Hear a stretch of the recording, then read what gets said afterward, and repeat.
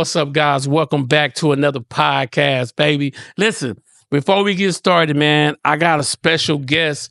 Really, matter of fact, I've been watching him for a while, and I met him at an event. I mean, it probably was over a year ago. I probably met him at this event. And the event was really good though. And so I started following his Instagram, and I was like, okay, this guy kind of knowledgeable. I really got to tap into him and invite him on my podcast, man. And listen, guys, take some notes. When I tell you why now is your time, listen, to me, if you're trying to get your finances right, you need to be taking notes. So, man, listen, I'll make sure I don't say it wrong. Is it Quizzy? Almost. Oh, how you say it? So the easiest way to remember, are you a hip hop fan? Yes. Yes, like classic 90s old school Yes, hip hop? that's me. You ever heard of a Tribe Called Quest? Yes. So it's Quest. A Tribe Called Quessy. Quessy. Oh, okay. So Quessy. Welcome to the podcast, big dog. Yeah, how you doing, man? I feel fantastic today. I just came from my barber. Come on, man. Looking sharp, man. Yeah, man. Shout out to Boss Man Jay. It's 30 degrees outside. 30. The lineup is on fire. Come on, the lineup's on fire. So let's talk about it. So take us on this journey of how did you get started in finances, and what is your why behind it? Like, what is your why behind this finance? Yeah, that's an incredible question. And remind me, so I'm looking at you, I'm looking at the camera, I'm looking at both. Both. What am I doing? Both. You're looking at the camera right now, so we can clip this up. I want to talk to the people. Yes, sir. So as this brother so beautifully mentioned, my name is Quessy. That's not my birth name, but that's the name that I chose. That's the name I go by. Come on. Going on almost 11, 12 years now. And you asked me how did I get started in this financial journey. Yes. That for me actually started in Ghana, West Africa. Ghana, West Africa. Shout out to all my, how do I say, continental Africans, right? We're African too. Yeah. We're African too, but people who can actually trace their lineage back to the homeland, the motherland. But I was blessed and fortunate enough to actually live in Ghana, West Africa for a year of my life. And this is in my early 20s, my formative years. It was a life-changing experience, to say the absolute least. Right? And how did that lead me into this financial space? Yes. Right? First and foremost, I want to acknowledge the many ancestors who've come before us. Yes. Who have done things within this space, who are doing things within this space. The entrepreneurs, right? The Madam C.J. Walkers, right? And the Sean Jay-Z Carters, right? The Russell Simmons, the Maura Lee Simmons, right? So many who have gone on this journey of attempting to show us a different path, show us a different way to have and define success within this capitalist structure, right? But how did my journey start specifically? Well, in Ghana, I saw a lot of beautiful things. Okay. I'll start there first and foremost, because I know when we look at like National Geographic, I'll tell you this, right? Because it's a big question. And I don't want to do a disservice like a 10-second answer. I got you. Right? Because it's a big story. Come on. I'm going to summarize it, right? I want to take y'all back to the early 90s. Okay. I was maybe 6 or 7. This is actually one of my earliest memories ever. Right? Come on. I'm 6 or 7 years young. And do you remember there was a time when like TV went off? Of course. It wasn't like TV 24/7. Like no, 11 o'clock. That TV, I had to Tales from the Crypt. You was done. You remember Tales from the Crypt? Oh my boy. That gave me nightmares as a child. Yeah. Still give me nightmares. Yeah. but I absolutely remember. Right? Yes. But I remember like TV would go off, right? And for some reason, my parents went to bed early, and I'm young, and I'm sitting in front of the TV. And you remember they used to have like the infomercials. Yes. Right? In the eyes of an angel. Right? Like all the infomercials, right? But I remember one in particular was you remember Feed the Children? Yes. Yeah. And it looked like they was they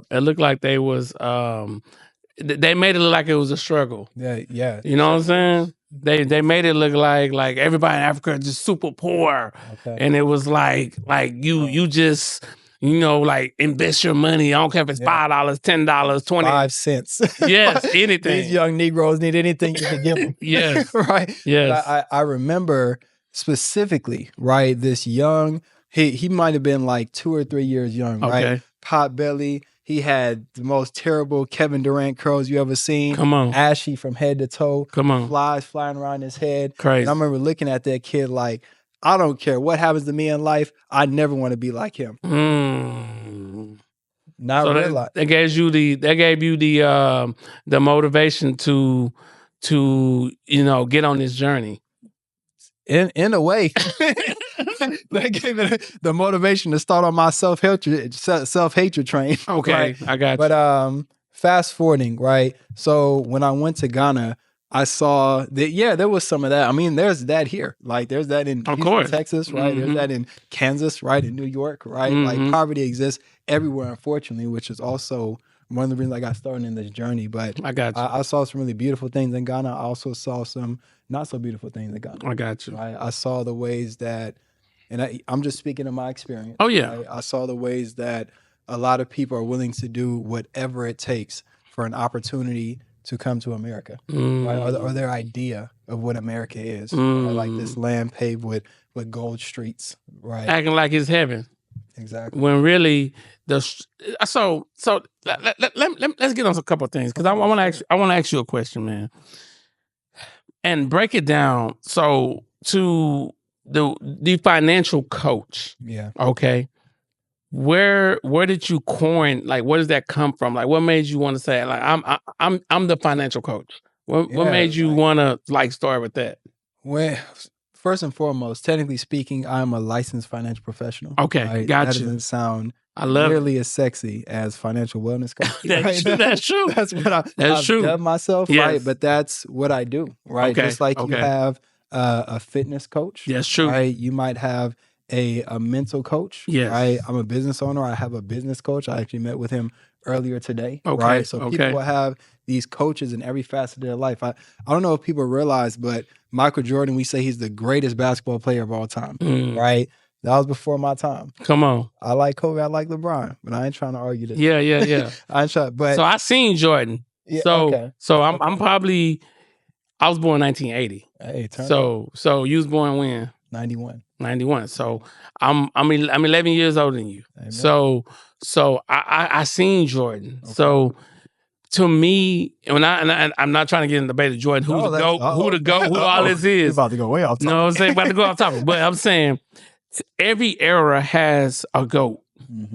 And when I say a GOAT is, there's no such thing as, that's like saying Martin Luther King is the greatest speaker. That's like saying E.T. the greatest speaker. Like everybody has an era of people that's impacting those group of people. Carrying the torch. That's carrying the torch. So do you believe this?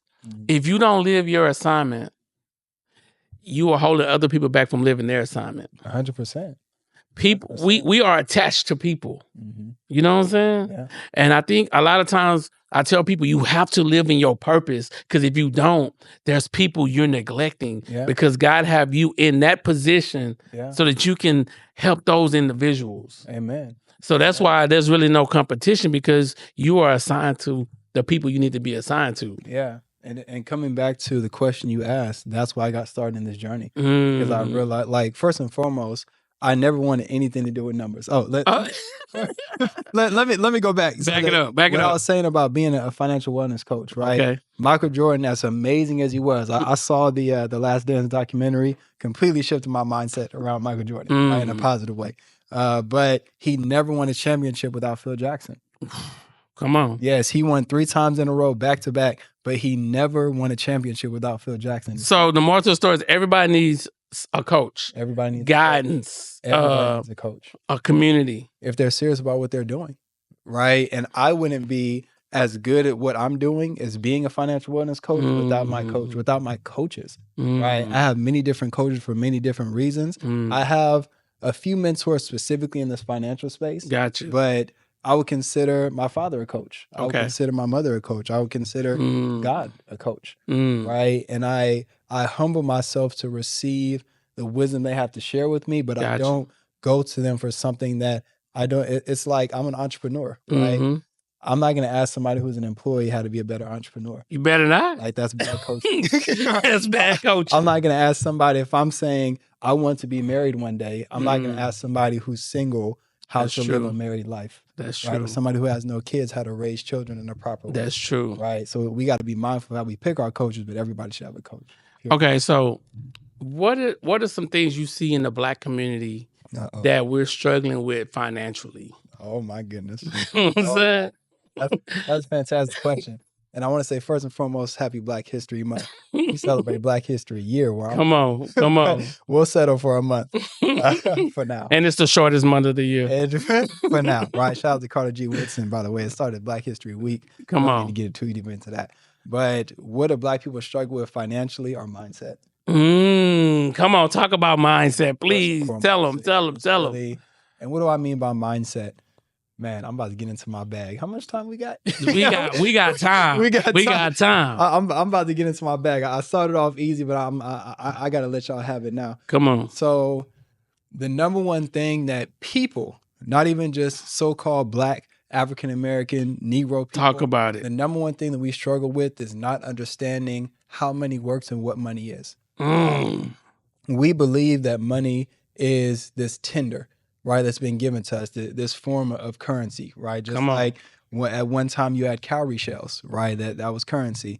And then if you go back a couple hundred years, our ancestors' bodies and labor was exchanged as a form of currency, right? And now today we have green paper, right? So they say like money doesn't grow on trees like it does. Right? It literally does. Like literally, right? But more importantly, money grows in our minds. Right? Money grows or dies based on our understanding or lack thereof of how money works and what money really is. Right? And if I'm gonna can I keep it real? Yeah, come on, keep it 100, man. Please keep it 100. We on live right now. I know who I'm talking to. Yeah. But keep it 100. Keep it real. So, money is a physical manifestation of our belief. Yes. Money, what do I mean by that? Do you believe that you deserve to have money? Ooh, talk about it. Do you believe that you are abundant? Do you believe that you come from a source, right? A lot of us refer to him as God, as Yahweh, as Elohim. Do you believe that you come from a source that is infinite? Come on. And that has given you the privilege and the opportunity to live in a world where you create your reality, right? Let me tell you this. I'm not trying to hog the mic, my brother. Nah, dude, man, talk to. I hog the mic all the time. Talk to the people, man. Talk to the people. I'm gonna talk to the people. So there's this movie, you might have heard of it before. It's called The Matrix. Yes. Right. It's called The Matrix. Yes. And I was actually watching an interview with Neil deGrasse Tyson. Okay. Right? The famous Black physicist. Yes. He's a smart Black scientist. Right. Neil deGrasse Tyson. He was doing an interview with Lawrence Fishburne. Okay. Right. Who's famous, legendary. I want to say actor. I don't even say Black actor. Okay. In Hollywood. Right. And they're talking about The Matrix. And they're talking about what we refer to as like Easter eggs. Yes. Right. But just like it's hidden messages. Right. I like it. And so they're saying explicitly that Neo is based after the story of Jesus. Okay. Right? Okay. And Neo is actually I think it's called an anagram. Right. You take like the same letters, make a different word. Right. For the one. Right. And they literally go into the script from the first movie, and they're looking at certain points where it's like they reference Jesus when they're talking to Neo. Right. And these are just things we saw, like the bullets and the slow and like the fight scenes, right? Which is like amazing. But if you really look at that movie, it's a cheat code, right? It's to help us understand that reality is what we make it. There's a scene, I'll end on this point, right? There's a scene where Neo goes to talk to the Oracle. I love it. Right. And okay, you remember like, and please revisit this movie as soon as you have as much as you can. Like it's really, once you watch it through a different lens, right? And when you get into money, viewing money from a different lens, it's going to change your entire reality. Right? Yes. But specifically, Neo goes to see the Oracle, and they're like children. Okay. Right. And the children are like using their minds to move bricks and these objects. Right. And Neo picks up the spoon. Right. And y'all might remember this. I don't know if y'all could do the fancy camera work when you put the filming next to it. Come on. But anyway, so Neo has the spoon, right? And the kid is telling him, bend the spoon, right? And he says the trick to bending the spoon isn't actually bending the spoon itself. It's understanding that the spoon isn't there. The spoon isn't there. Come on. Right?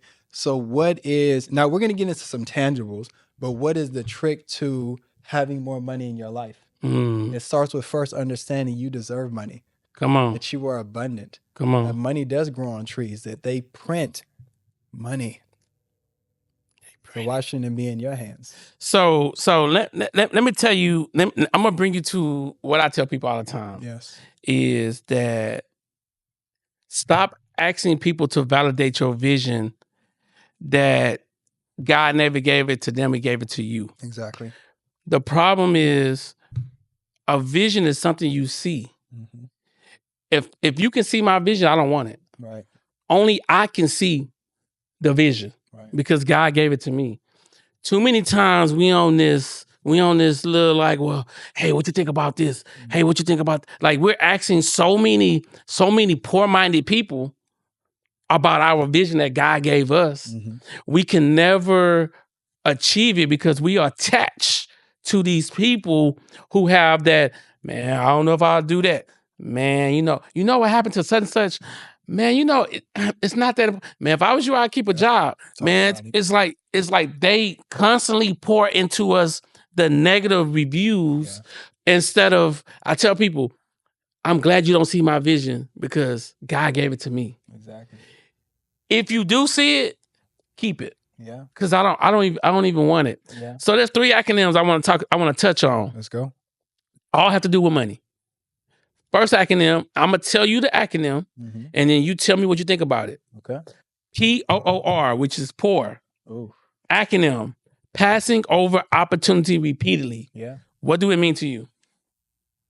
It means it brings to mind the Dave Chappelle stand-up where he and I won't go too deep into this, but I remember he was talking about being a kid and how it was because he grew up in DC, if I'm not mistaken, and it was really, really cold outside, but his dad wouldn't let him turn on the heater. He wanted to keep the heating bill low. And we were 30 degrees outside in Houston, Texas. Come on. You know what I mean?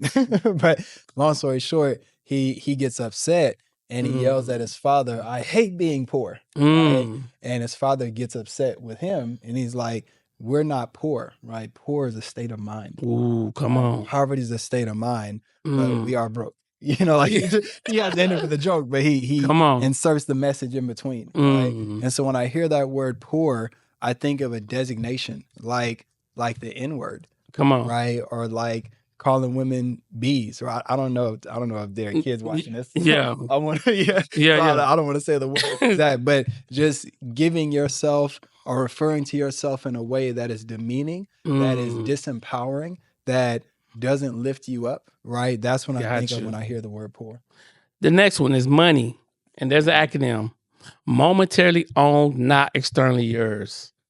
So what do that mean to you? Are you making this up on the spot? I'm just saying, what do that mean to you? Money means energy, right? Money means opportunity. Money means resource. Just like, and I don't know if people know this, but money used to be on what's called the gold standard, right? Okay. And this was in the 70s and prior to the 70s, but money used to be backed up by a natural resource, right? Which helped us to have like a check and balance system because you needed to have a certain amount of gold in order to print money, right? Yes. In order for money to have a value beyond what we assign to it, right? Okay. And I believe it was President Nixon who took us off the gold standard, which essentially started us down this highway to hell that we're experiencing financially in this country. Yes. Right. But when I think of money, I think of a reason.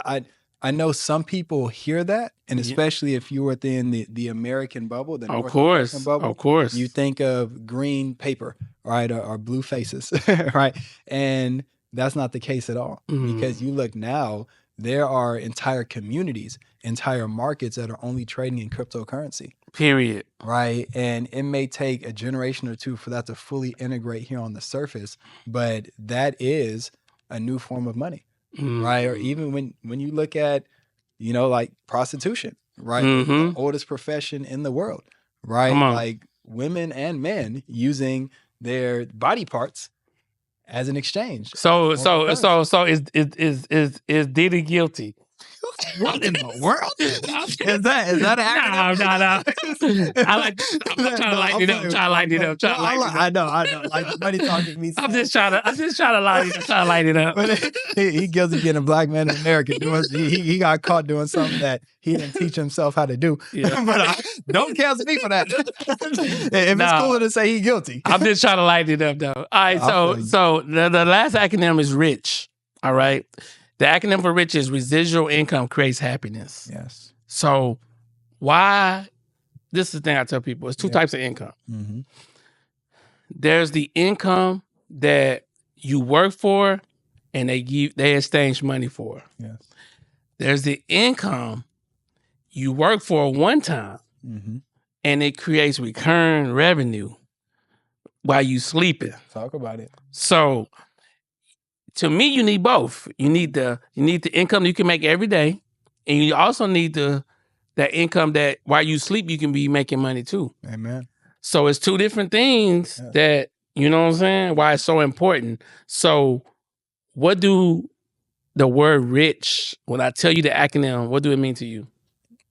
I think of working your way to rich versus building your way to wealth. Right? Okay. Working your way to rich. You can be rich at a job saving X amount of income into your 401k or savings account. Gotcha. Right? You can get rich depending on your income and also depending on your expenses, your lifestyle. Right? But rich doesn't last. Right? Rich can be destroyed by a major illness. Rich can be destroyed by taxes. Come on. Rich can be destroyed by a lawsuit. Right? Rich doesn't have protection or layers of protection that are built around it or a systematized way to pass down that knowledge and that richness in order to create wealth. Right? Rich can come from you working for yourself and by yourself to produce the money that is creating that richness, right? Versus wealth, which can only be created and sustained by, as you mentioned, making money while you're asleep, by having passive streams of income, multiple, right? Rich versus wealthy. All right. So if I ask you two words, you tell me which one more important. Motivation or money?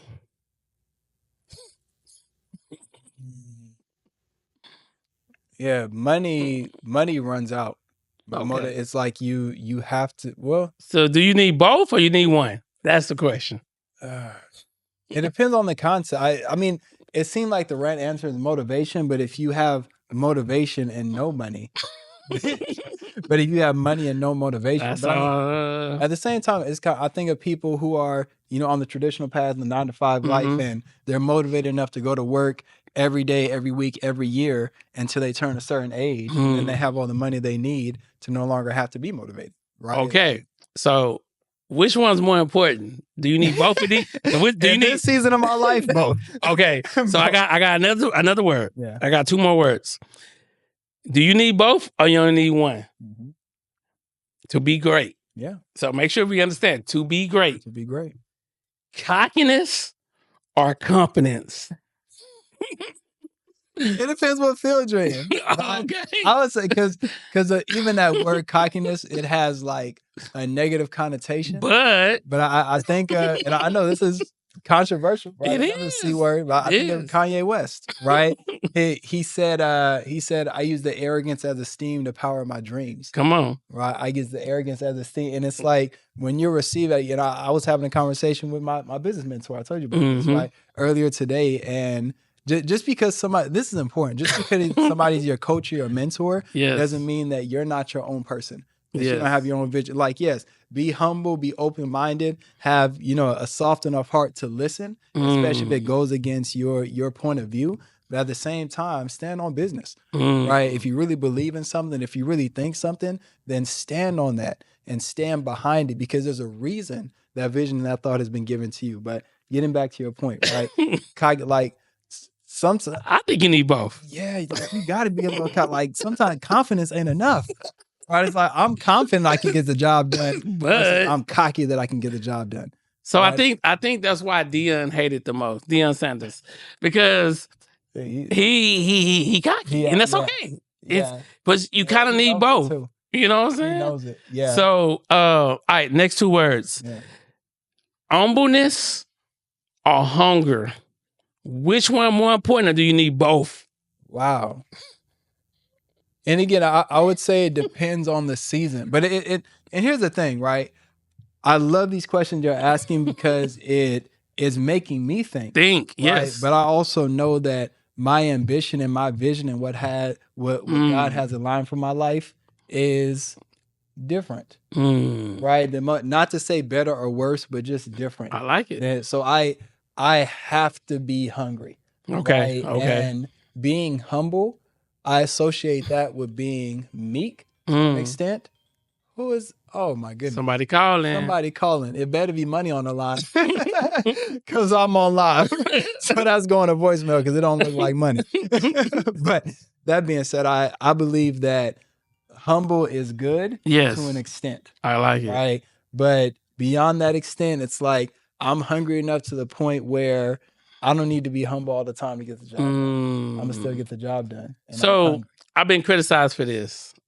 People say I don't have vision board parties no more because I'm living in my vision.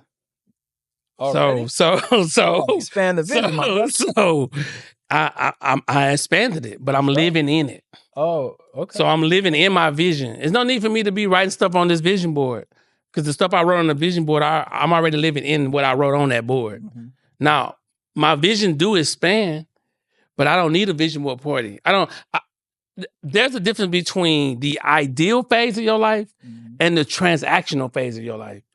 The ideal phase is you sitting around with a whole bunch of people. Oh man, we got all these ideas. Okay. And then we at the transactional phase where we're making real transactions with real people and real money. Becoming real. You know what I'm saying? Yeah. So that's why I tell people I don't no longer want to have a vision board party because I don't need to be I'm already living in my vision. You know what I'm saying? Now, my vision gonna always expand because I'm looking for that next thing. I'm looking for I'm chasing something. Like I'm gonna chase something till I die. Yeah. That's just my mindset. And I love that. And I want to say, as you were saying that, what came to mind is one of the first come to Jesus conversations that I had when I got involved. And I'm going to circle back to my origins in the financial industry. Come on. But when I first got involved, right, I don't even think I was licensed at this time, but I was hungry, right? So going back to that point about being hungry versus being humble, right? Yes. There is a gentleman in our industry and in my line of work, a black man. I won't say his name because I don't know if he into all that, but he's doing very well. As a matter of fact, as of last month, he just crossed $1 million a year in personal income in the financial industry. Got it. Which is a big deal generally, but an even bigger deal because he's a black man. Right? What's those numbers? So I'm gonna ask you what those numbers look like. How many people you got to help to get there? What's that? Because look, I'm big on reverse engineering. Thousands. All right, so I'm big on reverse engineering on how you can become. How can you get there? Yeah. So like one of my goals right now, and I'm focused on making $100,000 a month. Yeah. So the only way I'm gonna do that is I have to already know and see exactly what I need to do, and I gotta reverse engineer it. So I gotta be like, okay, this studio could make me $30,000. Okay, I have digital products that can make me $50,000. Like you gotta reverse engineer this whole mindset of those things. So I say that because I'm asking you this question because have you wrote down that goal for yourself? So from a personal income standpoint, yes. Okay. Right, but my goal isn't just to make $1 million personally. I want to make it passively. Right? Passively, Which is another vision. So the visions do align and they do come together. But I know in this phase of my life, right? That's why I said you need that active, that money, and then the passive money. Yeah. So it's like the passive money. It's like planting a seed, right? The active money that in my line of work, when I sell a product, for example, right? Yes, I'm essentially in financial sales. I got you. So I educate people on how money works and I sell them a product that aligns, that are going to help them align with their visions and their goals. Okay. Right. So when I sit down and help somebody to complete that process, that's like, in regards to our business, that's like fast money. Right? I got you. So I know I work for a nonprofit before I got started in the financial industry. Okay. Right? And I would work 40, 50, sometimes 60 hours a week because I was full-time, right? Full-time. I got you. 40, 50, 60 hours a week. And that's, almost 200 hours a month. Okay. Right. And I would bring home, and I'm just being transparent, right? I would bring home after taxes, maybe $3,500, $4,000 a month. Okay, so right after taxes. So here's the question: do you know how many hours in a year? How many hours in a year? Okay, I'm gonna go somewhere with this. I know that there's 365 yeah. days. So how many hours in a year? And okay, so I'm gonna tell you. But yeah, tell me. 8,760 hours a year. 8,760. That's good. All right. How many seconds in a day? I'm going somewhere with this. I'm going like somewhere with this. I know I'm going. it's 60 seconds in a minute. All right, so there's 86,400 seconds a day. All right. I've heard that. The reason why I'm bringing you these, the reason why I'm bringing the numbers up is a lot of times, in order for us to achieve our goals, we can't lose track of time. We can't lose track of purpose. The problem with people is they're not calculating their time because they losing track of it.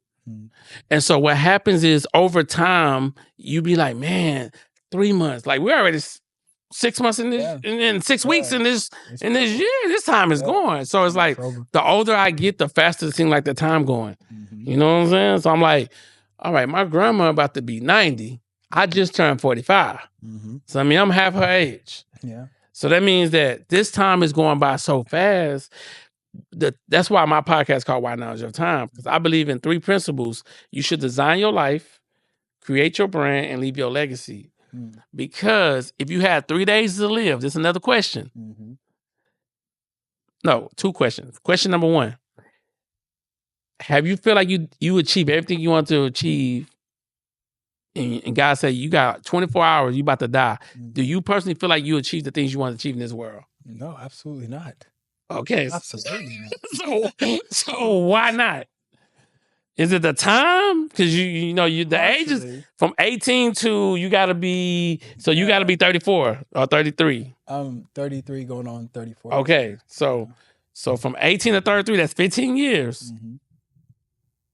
How we gonna I believe that, you know, I don't want to sound cliche, but good things do take time. It do. Right? I agree. Wisdom takes time to acquire. Yes. No, I take that back. Wisdom takes experience to acquire, which usually involves time, right? And requires time. But there are some old fools, you agree? Oh yeah, and some young wise men. Yeah, that's true. Right? Like, so it go both ways. Yeah. Okay. I look at Tupac, I look at Freddie. Like just, and you know, Harriet Tubman, just people who are way, way ahead of their time. Yes. Right? But I do believe that on my life path, I tell people all the time that if you met me in high school or prior to high school, you probably wouldn't recognize me. Right? Same here. I was, I was and I'm sure we both know people who are still the same person or still the same version of themselves as they were in high school, right? They cap their growth. But I know based on my life trajectory, right? Even going to Ghana, I want to talk so much about Ghana, but I want to talk to you about finance. I want to give you some tangible tools. I want to talk about my introduction to the industry. Right? Yes. But I will say that prior to living in Ghana, I didn't even know that Black wasn't real. Come on. Right. And that in and of itself, that understanding planted this seed in my mind. It was like, have you ever seen Inception? Yes. Yeah. So most people probably miss this part, but the whole point of Inception was talking about how you can plant ideas into people's minds, and those ideas develop a life of their own. That's right. True. And that's essentially, so Leonardo DiCaprio's character, he planted an idea in his wife's mind that led to her essentially killing herself, right? Which like kind of ruined his life, right? And he blamed himself the entire movie for that, right? But we can do that same thing to ourselves or have it done to us unconsciously. So this is my thinking. So imagine God tell you, hey, every day, every 15 minutes, whatever you plug into is going to be the source of your life. So if you plug into, I'm about to call this friend, he might be talking, I don't know, he might be talking negative, or I'm about to go do this, that ain't the right thing to do. So like everything that you plug into is going to be the source of your life. How better decisions would you make if God is telling you, You got 15 minutes and you got to be plugged into something. Oh, man. And if you don't plug into it, you're going to die. Yeah, it's kind of like that last meal conversation, right? If you're eating your last meal, what would it be? Right? Most people probably wouldn't be Chipotle or a bag of hot Cheetos or a honey bun, right? It'd be something with some something like I want to remember. And for some people, it might. Right? Yeah. But it's very, and that's such a powerful question because even taking personal responsibility, I don't live my life that way to that extent because in some regards, I do feel like, I'm still a young man. Like I still have time, right? And time isn't promised. As a matter of fact, I was talking to a client earlier today, right? And they were giving me just basic objections, right? Just talking about how I want to wait or I want to think about it and so on and so forth. And what I countered with was a quote that I saw recently. Come on. Right? Saying that procrastination is the arrogant assumption that God will give you tomorrow. Yeah, that's what I'm saying. Right? Procrastination is the arrogant assumption that God will give you tomorrow. Right? And he ended up moving forward, of course. But when I saw that quote, it shook me, right? Because a lot of times taking the personal responsibility, I operate in that way like, oh, I can do it tomorrow. Right? When in reality, tomorrow may not exist. It is only today. And so, man, it's just this is so good though, because I think a lot of times that we be so wrapped up into like you said, you said something that's key. You said, I feel like I'm still a young man. All right. And to me, young is subjective though, because somebody can be 65 and still feeling like they 30. Somebody can be 25 and feeling like they 70. Yeah, in the Bible, they live to like 900 years. That's what I'm saying. So I want to kind of shift a little bit. So I see you online. You everywhere. You at this man's meeting, that man's meeting. You there, you here, you everywhere. You know what I'm saying? You everywhere. You know what I'm saying? So why are you at all these places? What is your purpose to go to all these places? Yeah, that's a great question. That's a great question. And sometimes I'm going to answer your question, I promise, but I don't always realize what I'm doing and the impact it has until somebody brings it to my attention. Right. Because I've been hearing that every day for the last few weeks. Right. Like you're everywhere. In reality, one, I'm going where I'm called. Right. Yes. But two, I love people. Right. I love people. I love to be outside. And also I'm a business owner. I'm an entrepreneur. Yeah. Right. So you know how I actually saw a commercial during the Super Bowl talking about how much Super Bowl advertising costs have increased, right, since the first Super Bowl. Come on. It's exorbitant, right? We're talking about tens of millions of dollars. Easy. For a 30 seconds. Chance. But why do people pay that money? Right? Why would they pay that money? Because they know they're guaranteed to get business. Guaranteed. They know that it's a numbers game. It's a numbers game. So from a business perspective, I need to be around people. I need to increase my credibility. I need people to know that I'm a real person, right? So when we have these conversations about money, which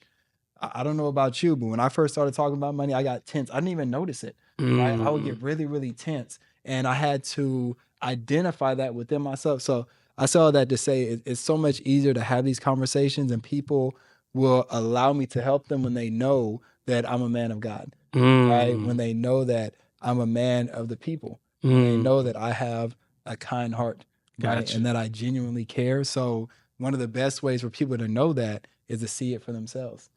Which is outside. Which is good. And so I tell people this, one of the highest compliments I got recently was every time I talk to you, it seems like I'm talking to somebody new.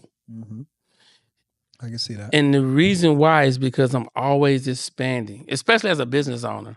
Exactly. Two things as a business owner. Number one, and if anybody watching this, I tell them, be willing to go alone because it's a lonely journey. It's a lonely journey as an entrepreneur. I'm telling you right now, because most people, it's easier to have a conversation with them because they had a job. You could talk about jobs, but the systems and the processes and the entrepreneurship and understanding like how me and my, this is our third building. Very good. And how we didn't build out the systems and processes. So it's important that be willing to go along. Number two, embrace the struggle. Yeah. Financially, mentally, you got to shift your thinking because a lot of times some of us are the first people to do, like, I'm the first person in my family to have a content creation space. Yeah. Like, sometimes you're the first person to. You gotta be the first. You gotta be the first to something. Yes. Yeah. So, what's your thoughts on entrepreneurship? It's the hardest and most rewarding thing that I've ever done. Mm-hmm. Outside Courtney, of, switch the camera, please. Go ahead. Outside of anything ever. Like this is the hardest and most rewarding thing that I've ever stuck to and sustained. Right. And what I love so much about, and I know God's presence is in this space, and I'm extremely grateful. Come on. But what I love so much is that I didn't choose entrepreneurship. Entrepreneurship chose me. Wow. Right. That's chose good. me, this path. If I knew what all went into being an entrepreneur, I'm gonna look at the camera and look you in the eyes when I'm saying this. If I knew what went into being an entrepreneur, I never would have done this. I never would have chose this for myself if I really knew what it took. But now that I'm here and I'm on this path and I'm not even halfway to where I'm going and what God has destined for me, I couldn't imagine being anywhere else.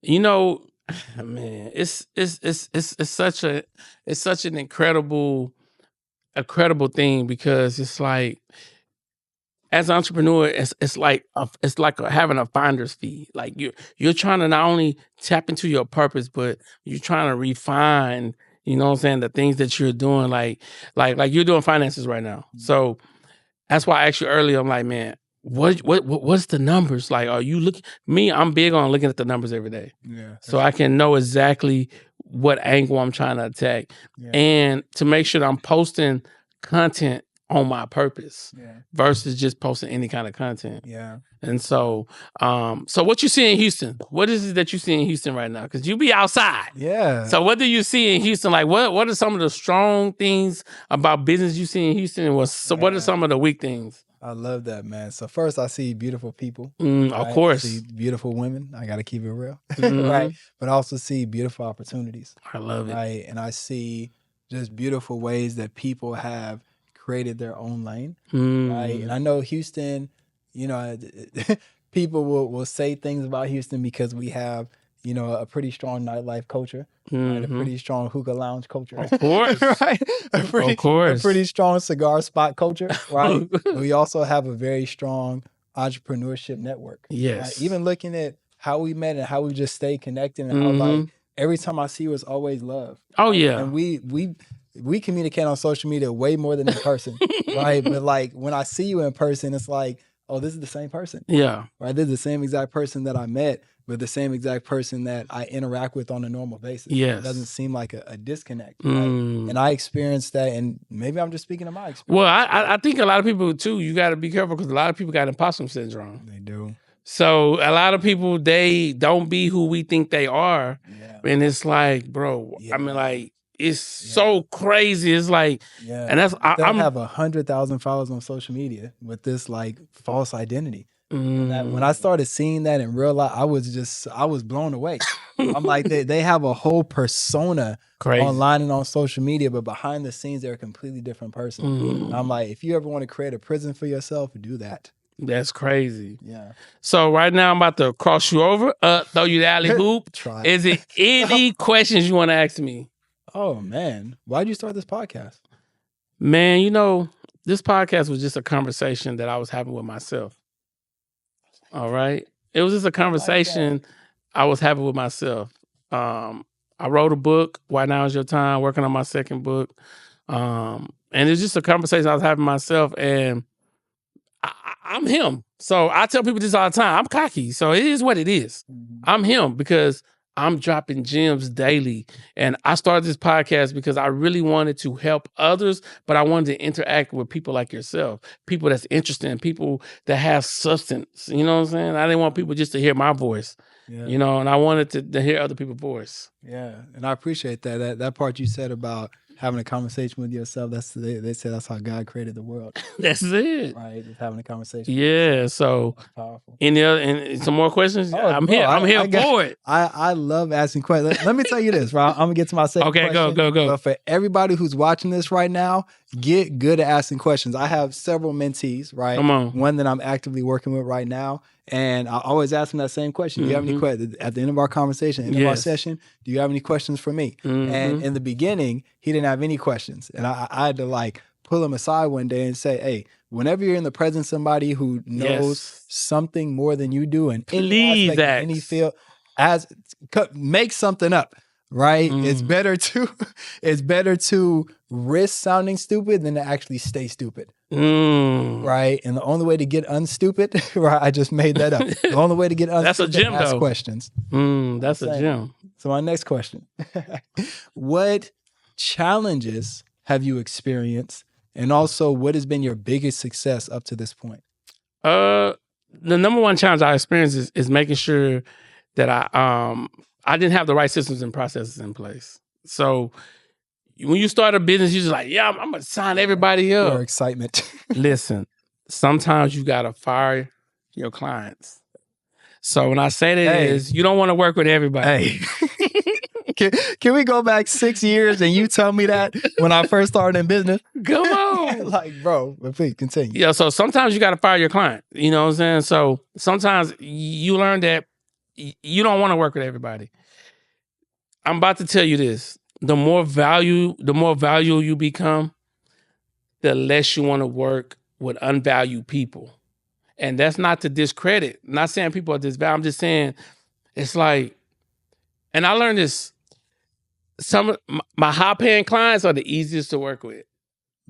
My low-paying clients, they're the hardest to work with. Hey, where does 30 cents going? I see 30 cents in fees right here. What's that doing? That's true. So like the more you deal with high-end clients, they don't require much. No, they'll pay and don't ask questions. But when you're dealing with low-end clients, they like, oh, scarcity. So remember we were talking about them where that poor. Right, that poor word, to put that poor mindset. It's like they believe that they have more to lose and less to risk, right? Which, like, if you only look at it tangibly, it's like, oh, well, they have $1 million. They can just throw that around versus my $1,000, right? But how you ever need to get to $1 million without doing something with that 1,000? Right? Or you can hold on to that 1,000 and watch it become 500. And one of my my biggest success stories is just allowing God to do what he do. Speak on and stop me trying to do everything and say, you know what, let God do what he gonna do. And then he put his sauce on it. So you know what I'm saying? You know that picture that everybody be posting, this is my vision and then this is God's vision. They got a house and stuff like that. And so I tell people, let go, let God. Yeah. And the number one thing is stay consistent. Yeah. That's the big who you was 6 years ago. Needs to be the same person you is today. And that's with consistency. Oh, okay, I can see that. So that's the consistency. So I can see that. I'm going to tell you, Why Now Is Your Time was birthed in my mind in 1998. 1990, well, at 18. But at 18, it was birthed in my mind. But it didn't come fully into fruition until maybe 2012. Yeah. Yeah, it's about because 13 years. I was in a circle of people that was like, man, you trying to, man, I wouldn't do that. Oh man, but see, they never been there. And what happens is we let people put their beliefs on us, and then we carry it. We walk around with their beliefs. Bag lady. Yes. Erykah Badu was talking about. Yes. Yeah. We walk around with their beliefs instead of us walking around with our own beliefs. You know what I'm saying? So that's some of the biggest things that I learned, though. Man, that's powerful. That's powerful. I got one more question. Come on. We're talking right now. Come on. I appreciate that. We cooking, man. Appreciate that. So, what's next for? Is this OM or OM28 podcast? OM28, the incubator. What's next? What's next is probably a 20,000 square foot building. One side is for content creators, and the other side is to make movies and sitcoms. We on some other, like the mindset of what I see in the city. I see a lot. So let me tell you, there's about 765 content creation studios in Houston. You said, is that a real number? That's a real number. Is it? You can go to Peerspace and look. Oh, okay. 765. All right. So then people Wow. ask the question, how do you compete in the market like this? The answer is easy. Yeah. People buy you before they buy this building. Exactly. They don't got what you got. And they buy you as an individual. Yeah. And I think a lot of times people trying to sell their product like, oh, look at my photographer room, look at my venue. But people buying the person who's running it. Buying a story. The story. Relatability. Yes. Buying your essence. Yes. Yeah. They buying that first. So that's the most important thing is people buying that. Okay. I heard you talking about you gonna have half that 20,000 square foot studio for movies and production. And I got a little experience, in middle school. Come on. The Music Man. Come on. You know what I'm saying? I was like the tree in the back. You need me to hold it down, brother. Let's get it. Like, run it up. Yeah. So I just think I see what the city missing. I see I study the market. I study the market of podcasting, content creation. I see everything. And I'm like, this is what I offer. This is what we offer. You know what I'm saying? And I embrace the competition. People so scared of competition. Capitalism is competition. Period. Yes. So I tell anybody, if you're doing podcasting, you better do it better than me, because I'm telling you right now, I'm on another level. I'm constantly. You remember what Will Smith said? You remember what's about running on the treadmill? Come on. Or he gave the example. It's like if we run on a treadmill next to each other, either you're gonna quit or I'm gonna die. That's it. Because it's a mindset. There's no other reality that exists. Either you're gonna quit or I'm gonna die on the treadmill. So let me tell you about these controversial shirts I'm about to drop. They very controversial. Okay. And I'm cool with it. Yeah, you got it. And it just says F collaboration. All right. Oh, F. Yeah, the curse. Yeah, F? like F collaboration. Wow. Focus on me versus me. All right. Now, I say that. Okay, elaborate. That's my. Talk No, I'm just saying But guess what? I passed it by some people. They said, "Man, I'll buy it." They feeling the energy. Collaborating right now. No, but I'm saying the collaboration is. You gotta look deeper than what you see. Okay. So what it means is, and I'm gonna have to explain. I'm gonna make a video about it. What it means is, be willing to go alone, because trying to partner with everybody is gonna bring you down. So you got to see the bigger picture. You can't just look at the words and be like, "Oh man, if you get loud." No. Be willing to go alone. That's the whole purpose of the shirt. Is because when people do collaborate with people, I hear it a lot. They disappointed. Are you disappointed right now?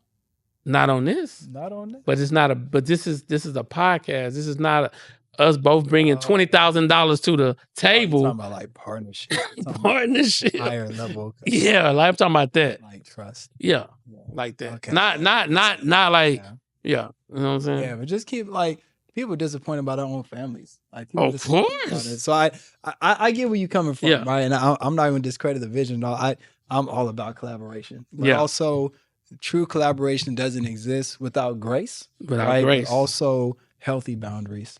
I've heard stories of people who got taken advantage of in the worst ways by their business partners, by their family members, by their kids, by their spouses, right? Like, I've heard those stories, but I've also heard the stories of people who built like what you and your wife are doing. I would say that's the truest essence of collaboration. Like, when I walked in here and I saw your wife and she over there holding it down, I don't know what she's doing. It looked like magic, right? But it's like that's what I aspire towards. Right? That's what I want, and you have that, and I'm like, how does that exist without collaboration? So this is the thing about it. I mean, me and my wife had this conversation all the time, and I talked to some of my friends on this journey of entrepreneurship. I'm the only person not working. I'm not saying not working. I mean, I don't get a check from a job. Oh yeah. You know what I'm saying? Most of them they go into a job to get a paycheck, and so by me having her. All right. And I just shared this with my friend. I said, my biggest flex is me marrying a woman that have the ability to see my vision and allow me to pursue it. He who found a wife. You know what I'm saying? Yeah. That's my biggest flex. Yeah. It's like, Yeah. even though I'm like, man, she like, this dude crazy. Good. But see, Got it. I'm more of I'm going to jump off the plane Yeah. and I'm asking God to send his angels. But she going to be like, wait. Put that parachute on, sir. You know what I'm saying? Like a good wife should. Yeah. So Yeah. that's my biggest flex, is understanding that I have a wife that sees my vision and she having the ability to support it and push it. You know who just talked about that? I don't know the last time we talked about finances on this podcast. We're going to get back to it. Yeah, we're going to get back to it in a second. But you know who just talked about that, though? Like, literally what you said. Come on. Is LeBron James. Come on. LeBron, he just did an Instagram video where he's basically talking about how Savannah is the biggest reason that he's so successful. Yes. Because she told him, I'm going to hold things down at the house and you go as far out as you need to. Right, because we know that you're going to come back. Come on, and that's the true essence of partnership. True essence, right? And not just her sacrificing, but also LeBron having the courage, right? The courage to go out, because he has, 3 beautiful young children, he got a beautiful wife, but having the courage and the willingness to go out on that journey alone. So before we end this podcast, I got 3 questions you need to answer about finances. All right. Number 1. Where should people be putting their finances right now, today, in 2025? You talk about controversial. There is no better long-term savings vehicle than a properly structured index universal life policy. Life meaning life insurance. There was a time, and I'm going to let you use the question too. Yeah. There was a time when I was deathly afraid to say that in public or on camera. Even though it's something I help my clients with every single day. Right? I felt like Dr. Sebi, right? Like healing AIDS and herpes, allegedly, right? Using natural herbs and medicines, right? But it's the truth. There's no and you know who knows that's the truth? Your bank. Because your bank is putting billions of dollars, billions, tens of billions of dollars. And so don't take my word for it. Look it up. Google it. So if your bank is doing that with your money, wouldn't it make sense for you to do the same thing? Maybe. Okay, so another question. How do somebody invest in life insurance and also be able to pull the money out to invest in something they're trying to do? Leverage. Okay. What does that mean? Explain that. Yeah, we're going to round this thing out, right? Yep. But leverage is the language of the wealthy. If you made it this far into the podcast, into this interview, come on, you tapped in, and I respect you. So I want to make sure that you leave here with something, right? Come on. Shout out to Denzel Washington. I'm from around the world. I'm leaving here with something. You're going to leave here with something today, okay? So leverage is the language of the wealthy. You know what you give up when you put your money into a bank, or primarily the bank or only the bank? Leverage. They are leveraging your money to go out and make more money. Come on. But what leverage do you have? You have access and you have convenience, but you have no leverage. What does leverage look like for you? You taking your money, not all of it, but some of it, a healthy portion of it, maybe like 20%, 30% at most. You take a portion of that, you put it into an IUL or a life insurance product, a life insurance policy. That's my next question. And fantastic, right? You're actually able to borrow from that policy without ever touching your own money. You can loan from yourself. So a lot of us, we talk about these words, right? Like poor, right? A poor mindset says, I need to go to an outside source in order to borrow money and pay them back with interest, right? So one, you're giving up your leverage, you're giving up your power. Hopefully you're making smart investments with that loan, right? That's another conversation. I can help you with that. But hopefully you'll make a smart investment with that loan.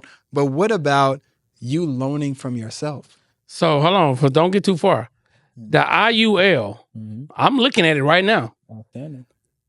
If I'm putting $1,000 a month over 12 months,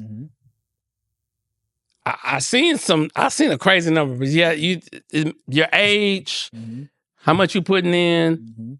Your health, your health, your state, how much, and then I want to be able to take a portion, because we talking about life insurance, not death insurance. I'm saying we talking about money insurance. We talking about money insurance. Yeah. So this is the part.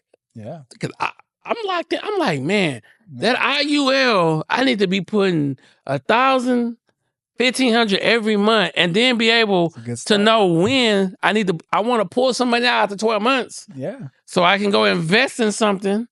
Talk to me, man. Yeah, and you don't even have to wait 12 months. Now, let me say that some of these things are subjective. Okay, They're based on the broker or the agent that you're working with. I got you. They're based on the companies they have access to. Are they captive or non-captive? They're based on how and if you qualify.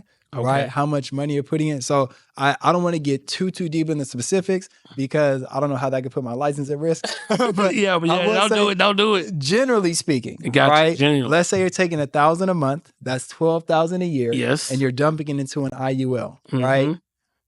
Off the top of my head, let's say you want to access to $2,000, $3,000, $4,000, right? That depends on how that policy is structured. Gotcha. Right. It also depends on, does that specific company that you're putting your money into allow you to have early access to your money, right? But here's what I want you to consider. If you are putting your money into a traditional 401k or a traditional IRA or a 403b or really anything else that's a government sponsored plan, you have to wait, not should, not supposed to, have to wait until 59 and a half to get it, to touch your money without being penalized. Got it. Oh, and by the way, when you take that money out, you're also taxed. This is in your 401ks and your IRAs, 403bs, traditional government-sponsored retirement plans. Got it. That's how they work. That's how they exist. So whose money is it if you're penalized and taxed? So essentially discouraged for ever accessing your money or taking your money out versus, again, and this isn't all I offer, but this is important because people need to know this. A properly structured, properly designed index universal life insurance policy where you can access your money, you can borrow from yourself, you're earning interest, you never, ever, ever lose your principal or the interest you've earned in that account because it's something called an index strategy. We'll say that for the next podcast. Yeah. And last but not least, you have guaranteed, written into tax law, tax advantages that protect you from ever, ever, ever having to pay taxes on your principal or the growth of your money. Where else are you going to find? Now, I will say this. Yeah, I got to be a little specific on some of these things, right? Because there are ways to break the rules where it does become what's called a MEC or a modified endowment contract. And then you do have to pay taxes on the growth of your money. But you should be working with an agent who is qualified or intelligent enough to show you, as long as you stay beneath this amount of contributions into your policy, you never have to pay taxes on it. But it's not guaranteed outright. There are some rules you still have to follow. So, all right. So, I love that. Yeah, I love that. I just love that. And because me personally, I'm trying not to pay no taxes. Yeah. I'm telling you right now. You sound like Donald Trump. And that's a good thing in this regard. I'm trying not to pay no taxes. Donald Trump talking about everybody at 9%. I can go 9% too. Okay. You know what I'm saying? But I'm trying to pay no taxes. So no taxes. I need to make sure that the money is being distributed so that you need a tax shelter. Yes. You should have most of the money going in. Here's the thing, and we're about to wrap it up. We're about to wrap up. But at the end of the day, it's not how much you make, it's how much you keep. True. It's not how much you make, it's how much you keep. The number one killer of wealth outside of unexpected medical emergencies and expenses is taxes. Yep. The number one killer of wealth. Just do the math. If you have $1 million in an investment and you need to pay 40% income tax on that $1 million, that's $400,000 that you're paying in taxes. How does that feel? Like, sit with that. If you worked your entire life That's what I'm saying. to get up to $1 million and you're like, I'm a millionaire, I'm 7 figures up. But Uncle Sam, shout out to Kendrick Lamar Super Bowl performance, Uncle Sam hasn't got his unfair share. And he don't care. You saw what Uncle Sam did to Wesley Snipes and Lauryn Hill. As a matter of fact, they got Al Capone on tax evasion. Crazy. On tax evasion. That thing is not a game. But fortunately, people like me teach people like you the rules to the game. So that way you can actually play with a chance to win. Man, They're gonna see listen. my information. They're gonna know how to reach the boy. What's good. Listen, we're gonna put it all. It's gonna be all popping up on this video, man. Man, listen, I appreciate you for coming on.